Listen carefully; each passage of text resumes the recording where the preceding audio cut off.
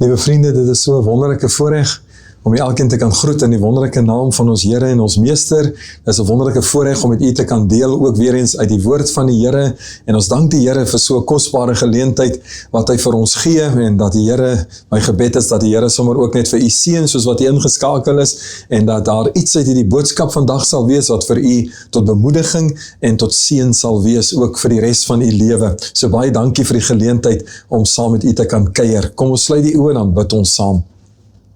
Hemelse Vader, ons kom in hierdie dag voor u en ons sê net vir u baie, baie dankie dat ons bevoorreg kan wees om met groot vrymoedigheid na u toe te kan kom. Here, dat ons met groot vrymoedigheid vir u kan aanbid, u naam kan groot maak en net kan erken dat u die Here God is en dat daar niemand soos u is nie. Here, ons kom in hierdie dag en ons wil u loof en prys, omdat ons weet, u is die lewende Here. U is aan die werk, o Here. U is die een wat groot dinge in ons lewens doen elke dag. U is die een wat ons dra. U is die een wat u self van ons openbaar as die skepper God. U is altyd besig om te skep, Here, en ons prys u daarvoor. Dankie dat ek nou kan bid vir elkeen wat ingeskakel is en dat ek die seën van die Here oor elkeen kan kom afbid, dat ek u genade oor elkeen kan kom afbid. Dankie dat u weet wat elkeen se omstandigheid is nou op hierdie oomblik. Dankie dat u weet, Here, wat in elkeen se lewe aan die gang is, wat is die uitdagings, wat is die teleurstellings, Here, en ons dankie dat ons elkeen voor u kan bring, en net kan bid en vra, versterk nou elkeen, seën elkeen asseblief, Here, kom doen in elkeen se lewe, wat net u en u alleen kan doen, en ek bid dat u woord sal gebruik, dat u woord sal spreek tot ons harte, tot ons siele, dat daar lewe sal kom, in die naam van Jesus, Here, dit is ons gebed, gaan ons nie verby nie. Dankie vir u woord en dankie dat ons u woord vir u kan voorhou, dat u dit sal gebruik in elkeen se lewe. Reinig ons harte, reinig ons gedagtes, reinig ons hele wese en maak ons so bewus van u, want Here, ons wil altyd deur u teenwoordigheid beleef. Seën dan nou vir ons bid dit in Jesus se wonderlike naam.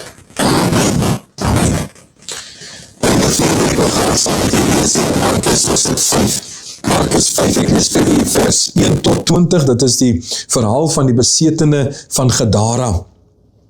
En hulle het aan die oorkant van die see gekom in die land van die Gadareners. En toe hy uit die skuit gaan, kom daar dadelik uit die grafte hom tegemoet 'n man met 'n onreine gees, wat sy verblyf in die grafte gehad het, en niemand kon selfs met kettinge hom bind nie, want hy was dikwels met voetboeie en kettinge gebind, en die kettinge is deur hom uitmekaar geruk, en die voetboeie stukkend gebreek, en niemand was in staat om hom te tem nie. En altyd, nag en dag, het hy aangehou om te skreeu op die berge en in die grafte en homself met klippe stukkend te slaan. En toe hy Jesus van ver af sien, hardloop hy en val voor hom neer en skreeu met 'n groot stem en sê, wat het ek met u te doen, Jesus, seun van die Allerhoogste God? Ek besweer u by God om my nie te pynig nie. Want Jesus het vir hom gesê, onreine gees gaan uit die man uit. En hy vra hom, wat is jou naam? En hy antwoord en sê, Legio is my naam, want ons is baie. Toe smeek hy hom dringend om hulle nie uit die land weg te stuur nie, en daarteen die berge het 'n groot trop varke gewy, en al die duiwels het hom gesmeek en gesê, stuur ons in die varke, sodat ons in hulle kan vaar. En Jesus het hulle dit dadelik toegelaat, en die onreine geeste het uitgegaan en in die varke gevaar, en die trop, daar was omtrent 2000, het van die kraans af in die see gestorm en in die see verdrink. En die wagters van die varke het gevlug en dit in die stad en in die buitewyke vertel, en hulle het uitgekom om te sien wat daar gebeur het. Toe kom hulle by Jesus en sien die besetene sit, gekleed en by sy verstand, die een wat die legioen gehad het, en hulle was bevrees. Die wat dit gesien het, vertel toe aan hulle hoe dit met die besetene gegaan het en ook van die varke. En hulle het Jesus begin smeek om weg te gaan uit hulle gebied. En toe hy in die skei klim, het die man wat van die duiwels besete gewees het, hom gesmeek om by hom te kan bly. Maar Jesus het hom dit nie toegelaat nie, maar vir hom gesê, ga na jou huis, na jou mense toe, en vertel hulle watter groot dinge die Here aan jou gedoen het, en dat hy jou barmhartig was. En hy het weggegaan en in Decapolis begin verkondig watter groot dinge Jesus aan hom gedoen het, en almal was verwonderd. Net tot sover dan die geleesde deel. Nou hierdie bly altyd so 'n treffende deel om te lees en net om daaroor te dink, want jy vra vir jouself die vraag af, hoe kan dit wees dat die duiwel deur sy demone en geeste een man so geweldig kan bind, so geweldig kan aftrek, sy hele lewe verongeluk.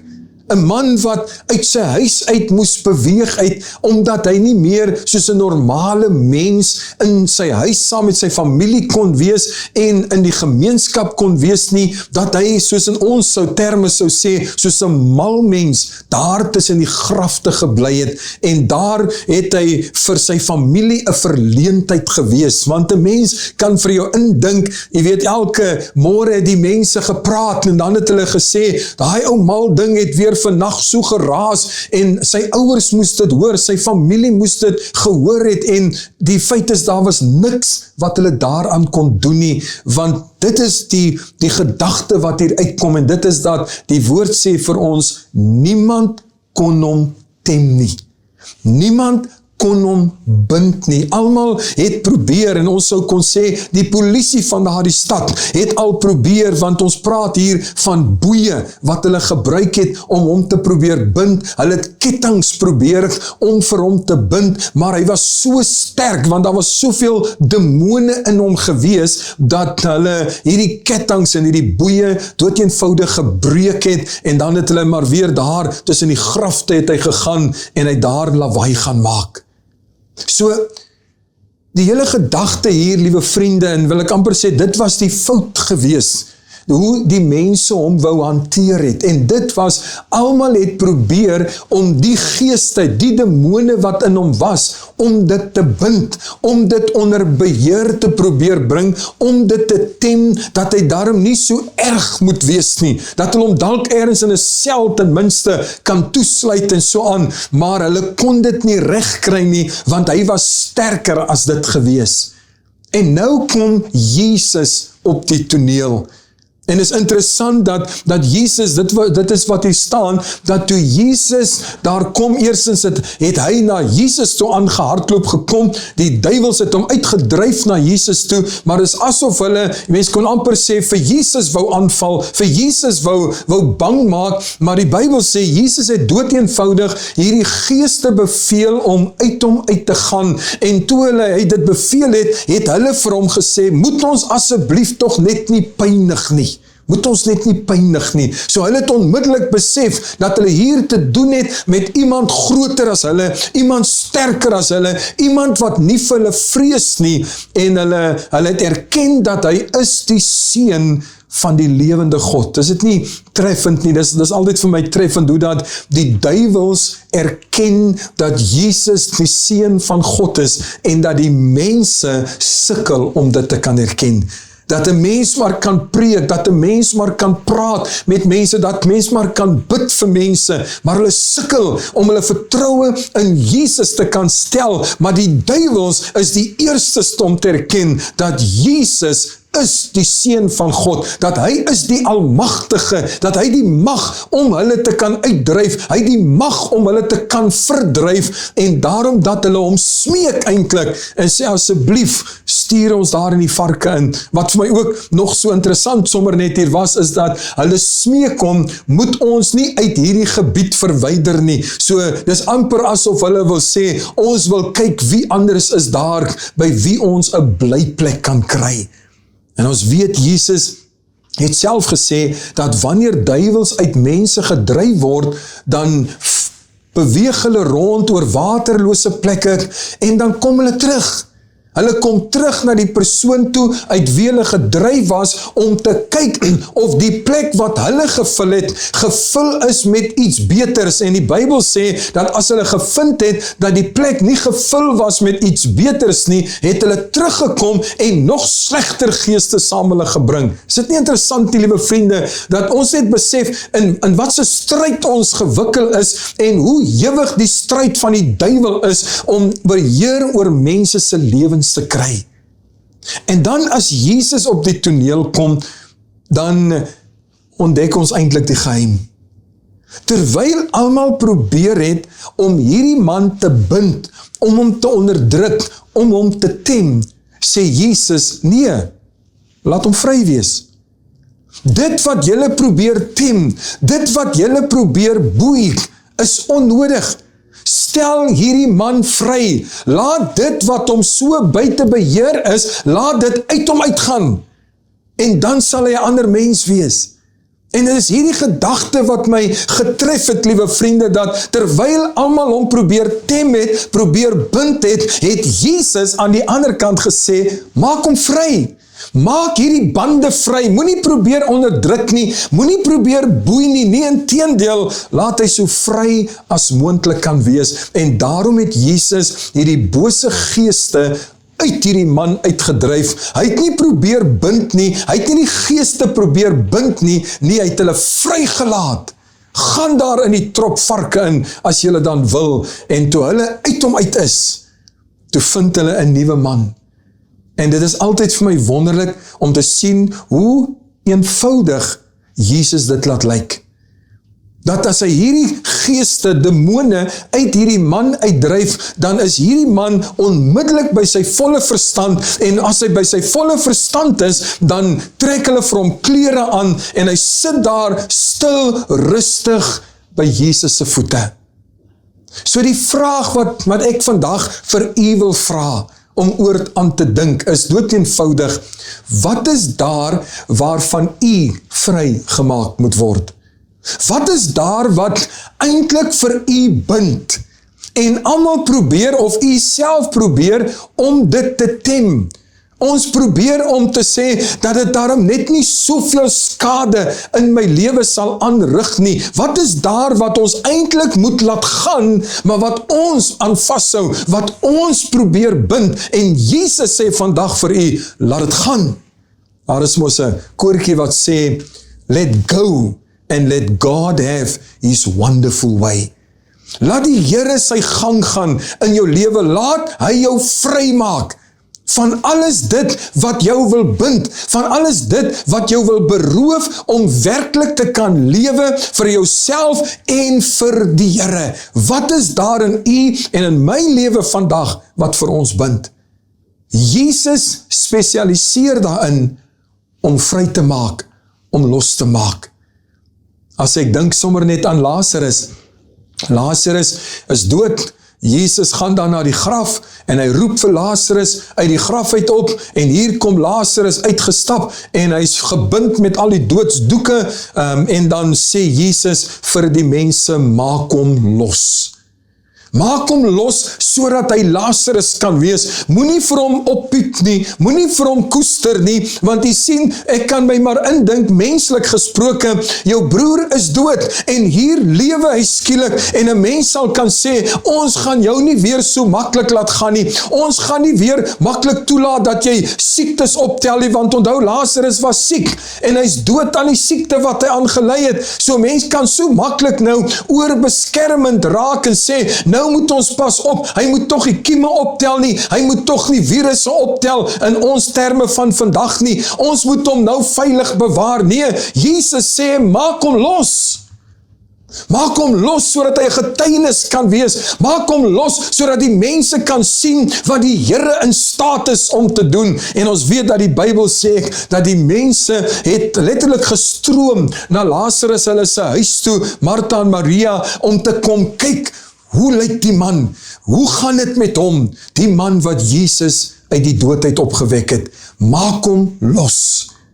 En dan 'n ander geval wat ek aan dink is natuurlik die donkie of die esel Wat Jesus vir sy disippels stuur en sê, stap daar in die stad in, julle sal 'n eselvul vind wat vasgemaak is, maak hom los en bring hom hier, en dan sê Jesus die volgende vir hulle, as die mense vir julle vra, wat maak julle, dan sê vir hulle, ons maak hom los, want Jesus het hom nodig.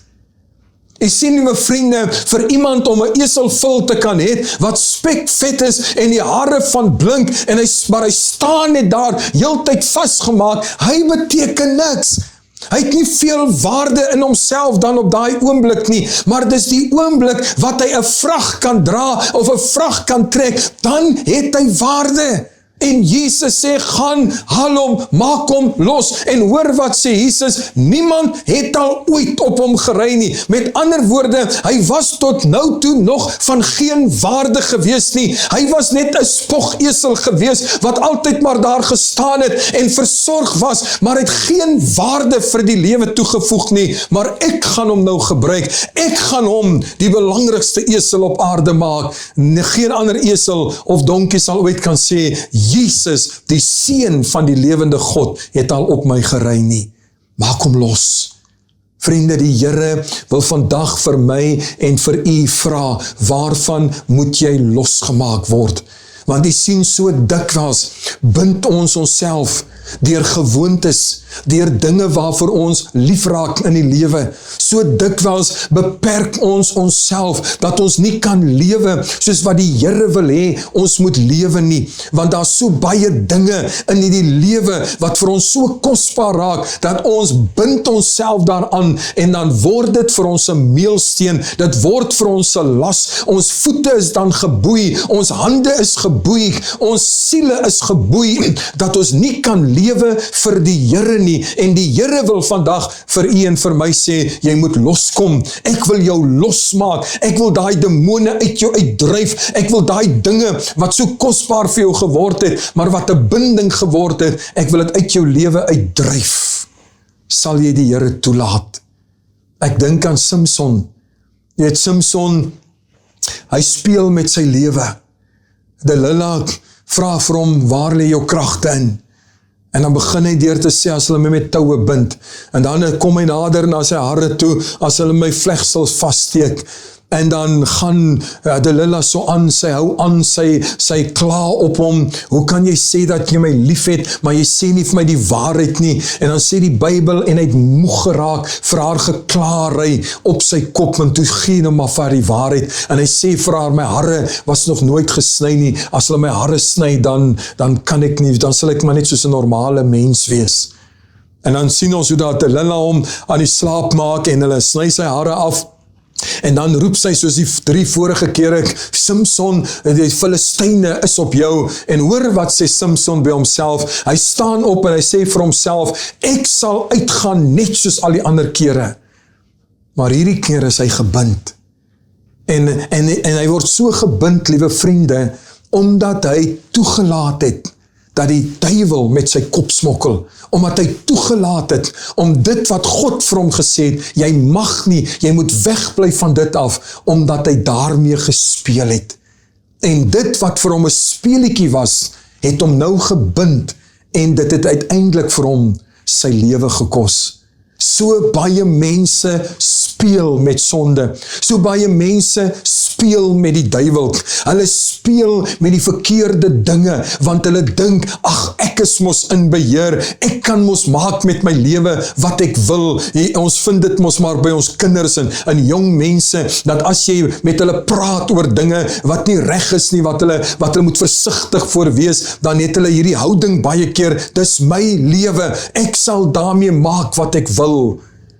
En as ons kyk vandag, byvoorbeeld na die probleem van dwelms vandag, ons kyk na hoeveel mense, pragtige mense, hulle gebind is deur die Satan, gebind is deur dwelms, hulle is net soos hierdie besetene van Gadara, hulle is soos mal mense op ons strate, die goed wat hulle aanvang, is mal mense wat het aanvang, maar hulle daarmee gaan eksperimenteer, hulle daarmee gaan speel. En so laat ons baie keer toe, liewe vriende, dat daar dinge in ons lewens kom, dinge wat ons gewaarsku word teen, maar ons laat ons speel daarmee, omdat ons dink ons is in beheer, en dan kom die Satan. Ek dink maar aan mense wat met pornografie speel, en dan uiteindelik kan hulle nie weer loskom daarvan nie, en dan probeer hulle probeer allerhande raad te volg, om nie so erg daarin vasgevang te wees nie. Hulle probeer dit tem, hulle probeer dit bind, maar helaas, dis besig om hulle lewens te vernietig. Dit het al hoeveel huwelike vernietig, liewe vriende, want jy word 'n slaaf van dit waarmee jy gespeel het. Dink maar van dag aan dobbelary, hoeveel mense het nie klein begin dobbel nie. Ag, dis mos nie so groot ding nie, dis maar klein geld wat ek gebruik, en as jy jou weer kom kry, dan sit hy in die casinos, en nou word dobbelary so maklik gemaak. Oral kan mense dobbel oor hulle telefone en alles, en jy vind uit, jong mense, groot mense is vasgevang, hulle is gebind, en nou is dit ook, hulle het mos altyd die advertensie, wenners weet wanneer om op te hou. Dis 'n leuen van die Satan. Dieselfde mense wat jou eers bind, sê nou vir jou, maar jy weet hoe om op te hou. Jy sal kan ophou. Moenie dat die mense jou bang praat nie. Hoeveel mense het nie maar by die lotto begin dobbel destyds toe dit ingestel was nie. Dit was 'n speelietjie gewees om 'n R2 of hoeveel dit ook al daardie tyd te gekos het om 'n kaartjie te koop. Vandag staan mense in lang toue om lotto kaartjies te kan koop. Alles klein begin. Maar hulle is vandag tussen die grafte. Hulle is vandag besig om hulle self te pynig. En nou wil mense vir jou sê, hoe jy dit moet onderdruk. Ag, jy moet net nie so erg nie, bring net so 'n bietjie aanpassing. Nee, my vriend, Jesus sê, jy moet vrygelaat word. Jy moet vrykom van dit. Paulus skryf aan die Korintiërs, daar in 2 Korintiërs 6, dan skryf hy aan hulle, is asof die Korintiërs vir Paulus hulle half blameer het, vir hulle beperkinge wat hulle beleef het, vir hulle geestelike armoede, en nou skryf Paulus aan hulle, hy sê, dit is nie in ons dat julle dit te nou het nie, dis in julle eie binneste dat julle dit te nou het, en dan sê Paulus vir hulle in die volgende vers, word verruim, maak ruimte, laat los met ander woorde die dinge waarin jylle vashou, want as jy daar die hele hoofstuk lees, dan sê Paulus uiteindelik vir hulle, jylle kan nie dieselfde juk as die ongelowiges trek nie, trek onder hulle uit, kom vry met ander woorde, kom los, want die Here het 'n beter plan vir jou lewe, die Here het 'n wonderlike plan vir jou lewe, maar jy is gebind deur Satan, en dikwels, meeste van die tyd, deur jou eie toedoen. Liewe vriende, die Here wil jou vry maak. Hy wil jou vry uitstuur. Hy wil nie hê dat die Satan in beheer van jou lewe sal wees nie. Dink net aan hoeveel jare van hierdie jongman se lewe verlore gegaan het. Ons weet nie hoe hierdie demone van hom besit geneem het nie, maar hy was nie so gebore gewees nie. Daar het goed in sy lewe gebeur, en hy het oopgemaak daarvoor, ruimte gemaak daarvoor, dalk ook gespeel met sonde, dalk gespeel met dinge, waar die groot mense vir hom gesê het, jy moet pas ophou seun, hierdie goed gaan vir jou kry, en het was 'n grap vir hom gewees, en op die ou end het hy so 'n bespotting geword, hy kon nie eens meer as 'n normale mens in sy huis bly, saam met sy familie nie, hy het tussen die grafte gebly. En almal het gesê, is mal, almal het gesê, hy sal nooit reg kan kom nie, kyk hoe het ons hom al probeer bind, kyk hoe het ons al alles probeer, hy sal nooit reg kom nie, totdat Jesus op die toneel gekom het, en dan sien ons hoe het hy reg gekom, hy sit by sy volle verstand, hy sit aan die voete van Jesus, hy is ten volle geklee, en dan sien 'n mens hierdie snaakse ding gebeur, dat mense hoor wat het gebeur met hom, hulle kom uit die stad uit, om te kom kyk, wie is Jesus aan die een kant, en aan die ander kant wil kyk, wat het regtig met die man gebeur, dis mos onmoontlik, dat hierdie man nou normaal kan wees, en by sy verstand kan wees, hulle kom daaraan, en hoor nou wat sê die Bybel, hulle smeek Jesus om die dorp te verlaat, geen net pad, Here, dis asof hulle sê, dit sou beter gewees het, as hierdie man maar gebly het soos wat hy was, wat het jy nou kom karring hier, en dan sien ek Jesus gehoorsaam hulle, hy klim in die boot, en hy is gereed om te gaan. Hierdie man wil graag saam gaan. Jesus sê, nee, bly, gaan vertel vir almal wat die groot dinge die Here vir jou gedoen het. En is kosbaar, ons lees dit, hy het vir almal gaan vertel. Hierdie man wat mal was, word amper soos 'n redder vir die dorp. Jy wat nou mal is, jy wat nou gebind is, Jesus wil jou vrymaak, sodat jy 'n redder kan word vir ander mense wat op dieselfde koers is as wat jy was. Kom ons bid saam. Hemelse Vader, baie, baie dankie dat ons in hierdie dag net herinner word daaraan. U het nie gekom om die duiwel te tem nie, u het nie gekom om maar net bietjie meer rustigheid te bring nie, u het gekom om mense vry te maak. En daarom sê die woord, as die Seun jou vrygemaak het, dan is jy waarlik vry. So ek bring nou elkeen na u toe, wat nou eerlik is om te erken, Here, daar's 'n binding in my lewe, daar's 'n demoon in my lewe, wat my lewe beheer, wat my tyd steel. Here, ek wil nie dit langer probeer beheer nie, ek wil vrykom daarvan. Ons dryf duiwels uit, in die naam van die Here. Wees saam met elkeen, en wees ons genadig, in Jesus naam. Amen. Amen.